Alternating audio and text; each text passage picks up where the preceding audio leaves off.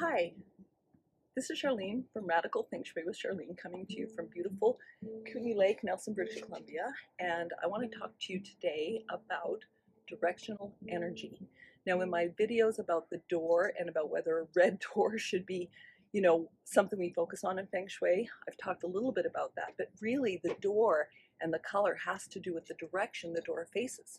And now I'm going to let you know about how your directional energy is so important for knowing your orientation in a space. That can be your orientation on a piece of land, it can be your orientation in the bedroom or the house that you live in. It also can be your orientation for a business location or the door to the business. So you'll see the plaque come up, and I'm dealing with the numbers. I'm going to take 1971 as an example. So when we just take the last two numbers of the birth year. So if you're born in 89 or born in 55 or 42, you only use those last two numbers and you add them together. If they come up as two digits, you keep adding those digits until you're down to a single number. For a man, we want that number to be subtracted from 10. For a woman to determine her directional information, you want that number to be added to the number 5. So for men and women, it's going to be different directional energy. Now, there are charts online you can look up and find this information, but I just wanted to make it simple and show you the chart that I've as an example so you know. I believe it's 1971. What comes up sometimes is that the number 5 will show up. And because if you look at the Bagua, which you'll see in that chart, the number 5 is at the center, and we can't take the center energy. It's the Tai Chi. It's the where heaven meets the earth. It's the combination of all the elements and all the energies. So what we do is we give the man the number 2, and we give a woman the number 8. So we're giving the man a more feminine number to balance him, and the woman a more masculine number to balance her. The interesting thing about directional energy is that there's one number that's your direction and it's supported by the rest. So if you're East Life, your numbers are going to be 3, 4, 9, or 1.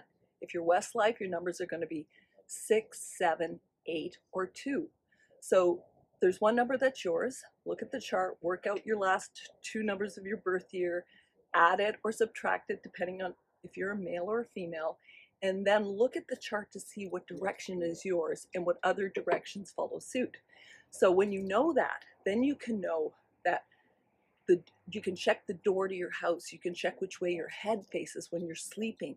And if a man and a female, man and a woman have the same, then they have to look at the other directions in the house to see what's missing there. Because often, if a man or a woman has the same number, a couple, for example, we'll find that if they're both East Life, the West Life areas of the house can be neglected, or that's where the clutter is. All that stuff happens in that area.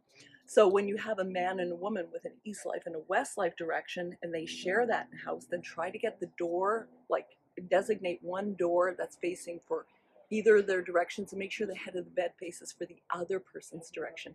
There's a balance and there's a harmony in the space. And when we don't have that, then we have to remedially look at that. I call that remedial design, when you go in to fix a situation that's already created. When I get to do new design, I do it point on for whatever your birth year and your birth dates are for whoever's going to be, doing the house, whether I'm working with an architect designer, whether I'm doing a design myself. I make sure that that's set up really well. So this is Charlene from Radical Feng Shui with Charlene. Make sure you sort out your directional energy, and you can refer back to my videos on Radical Feng Shui with Charlene and look at the numbers and look at the elements that are yours, because in the little chart, the Bagua chart, you'll see the colors, you see what those elements are. For example, if you're number 3 for a man or a woman, you're due east, your colors are green, which I'm surrounded by. Your time of the day is early morning or springtime, and your energy is very forward moving and very young. But that comes up in the videos that I'm talking, that I posted through the year. But this is just to find out what's your direction, what direction works for you, what direction works for your partner, what direction works for your children, so that you can orient them in their space in a proper way, or do some remedial design to kind of sort out so that your directional energy is feeding you and not taking away from what you need to have happen and the possibility and the promise of what you're doing in your life. Thank you so much for tuning in. Charlene with Radical Feng Shui. The next thing I'll be doing is your 9-star key energy, and this is the principal number. It's often considered like your sun sign, and I'll be showing you how to sort that out next. Thanks so much. Please subscribe.